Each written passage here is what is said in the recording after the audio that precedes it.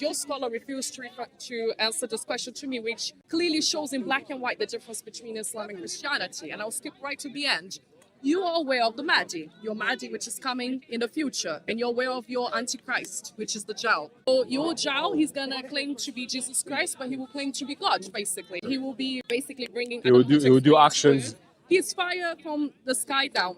Where in Christianity, on the other hand, Jesus Christ, when he comes back, he's gonna claim to be God, and the same fire motion is gonna happen. So your Antichrist is the Jesus Christ of the Bible. So how can you, match? Because it doesn't make sense, because your Mahdi is supposed to be here for 7 years, and that's the exact same 7 years that we are told that we're gonna have. We're gonna have 7 years tribulation, which is the same 7 years that your Mahdi is supposed to be just reigning for.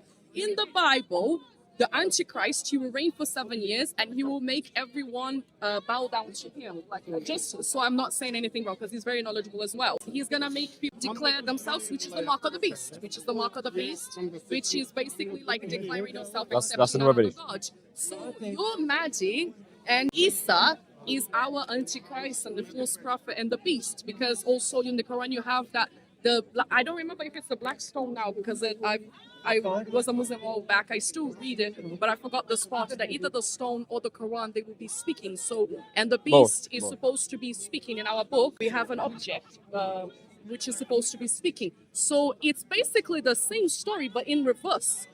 Where our Jesus is your Antichrist, and your Isa is basically the other way around. It's the same story, but just the other way around. How can you reconcile the differences? I got you. So again, when it comes speaking about the mark of the beast and speaking about these issues of eschatological issues of what's going to happen in the end time, well, there is a precept in the argument. She's asking, how do you reconcile? How do you reconcile that the earlier statements show that the Islamic sources, the Mahdi of the Islamic sources is actually the Antichrist? Well, the premise is being assumed is that Islamic sources are not divine and the revelation is divine and from God. Well, I would agree with you. Let me make it clear.